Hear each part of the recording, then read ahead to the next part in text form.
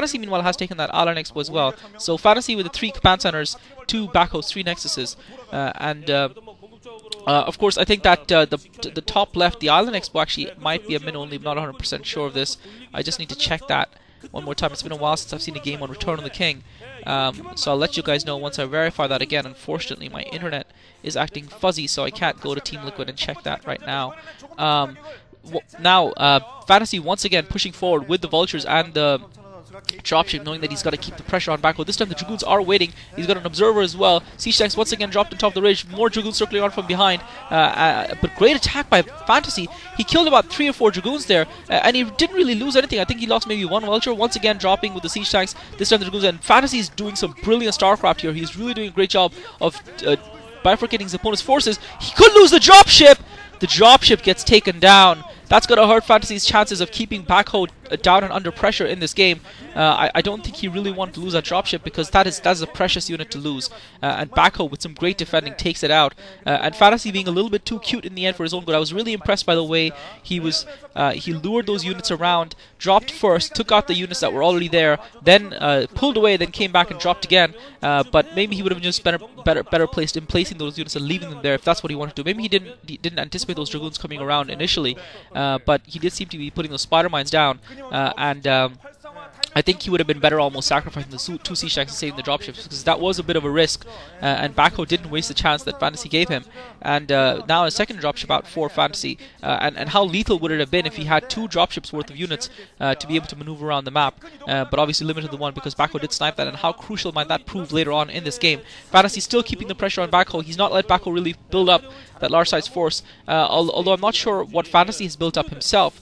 To be honest, I don't think he's built up that much of an advantage just yet. It's hard to say, to be honest, guys, just how ahead Fantasy is after that initial failed attack by Backho. Generally speaking, you would say that the Terran player should be well ahead, because if the Protoss player goes for that Reaver shuttle combo and doesn't do any damage, then he should be out. However, Backho did put those double Nexus down straight away, and that might have allowed him to catch up a little bit, because he did have that double Nexus running for a little bit longer than Fantasy got his Island Expo up and running.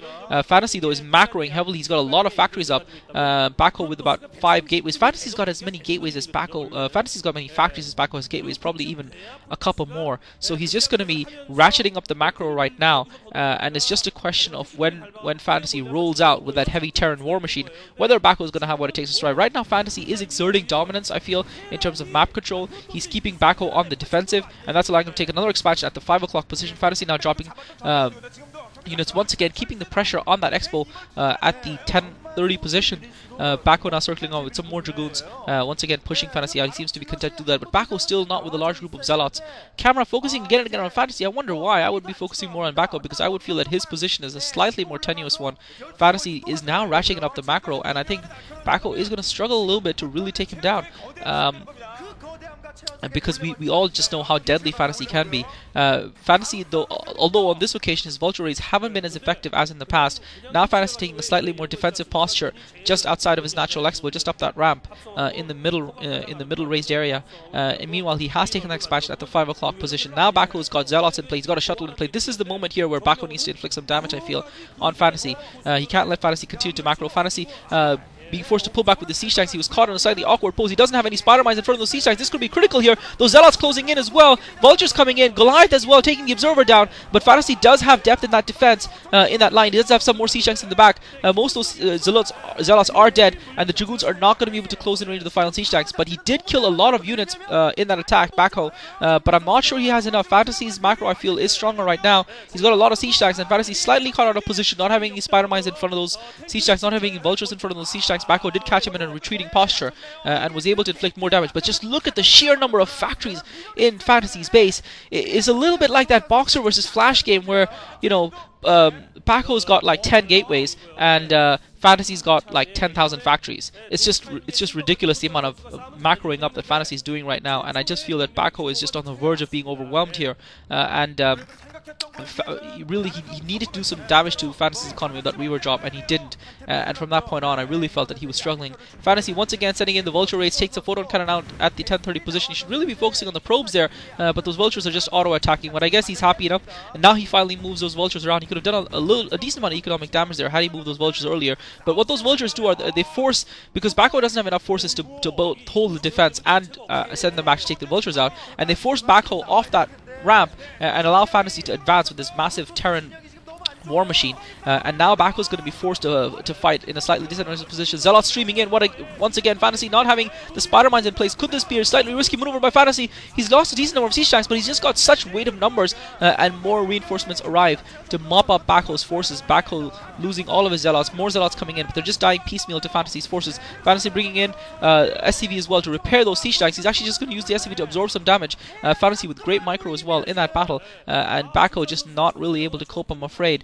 And Fantasy's reinforcements just arriving at such a tremendous rate. He's just pumping like crazy from those factories. Backho pumping from a lot of gateways as well, but just not at the level of Fantasy's, and only now getting his arbiters out. And really, those arbiters I feel arriving far too late for Backho. I'm not sure if they'll have enough energy to really even be able to do a stasis on or an EMP to be able to do anything. He's just trying to use the arbiter to shield the zealot, try and get a single zealot run in into the siege tanks, but unfortunately not able to do that. And now Fantasy is setting up turrets as well. He's got a Goliath in place as well, and things are looking grim for Backho here, guys. And again, I mean, it's one of those things in StarCraft. It's a gamble you take. If you go for that sort of build and your opponent defends against, if you go for any sort of advanced build where you focus your resources on delivering an attack at a certain moment in time where you expect your opponent to be weak to it, if it doesn't work out, then you're pretty much going to struggle. And decent mind drag by Backho there. At least he used the one zealot to take out a lot of mines, but he wasn't able to get in range of the siege tanks. That would have been huge if he could have gotten in range of the siege tanks, although I don't think... Well, actually, it wouldn't have been huge. It would have been nice, but I don't think it would have made any difference in the overall scheme of things because of the number of forces that Fantasy has, and Backho vastly outnumbered and outpositioned, and I think it can be safely argued that the statistics did not lie in this matchup. He was outplayed from the beginning. Fantasy read him completely. He read him not like a book, but like a comic book. Backho coming in with the zealots once again.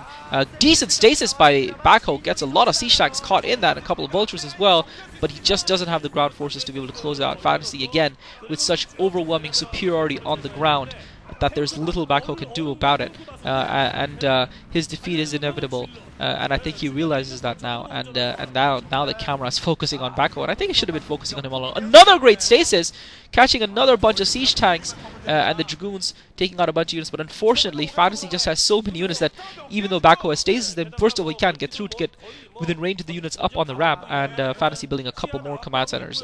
Not that he's going to need them, but I guess he just wants to make sure in case the game progresses. And that's what a professional does, guys. That's the difference between a true professional and an amateur. Even though Fantasy is so far ahead that there's no chance Backho could come back in this game, Fantasy is not going to leave anything to chance. He's going to build more command centers. He's going to keep doing all the things. You've got to do your processes. You've got to do things right. You've got to put the ball in the back of the net. You've got to hit that home run. You know, you've got to score that touchdown. You've got to make the passes. You've got to intercept your opponents. Even if you're leading massively, you don't want to give your opponents any chance to get back in this game. And that is what a true professional sportsman does. That is what Fantasy has done. And I think that if you wanted to search for one word to describe that performance from Fantasy, I think you would call it professional. It was professional, it was clean, it was clinical, it was surgical, and it was comprehensive. Backho, on the other hand, tried some things. Unfortunately for him, they didn't work out. That proxy pylon being scouted, I think, probably scuppered his plans a lot. He still persisted with building the robotics facility, building the reavers, and unfortunately for him, Fantasy, once he saw that proxy pylon, read his intentions very clearly. And I think Fantasy would have gotten that starport out anyway, because he knew that once he'd gone for that one fac into CC, once he'd gone for that fast expand, if he got a... if he was able to defend successfully against his opponent early on, he would probably have an advantage in terms of economy. And even if the rate didn't prove too useful, if his opponent didn't push against him early on, he would still have that starport for dropship play, which he used fairly effectively early on to keep the pressure on Backho. So good game of StarCraft by Fantasy, guys. GG. This is Klazart. Thanks for listening.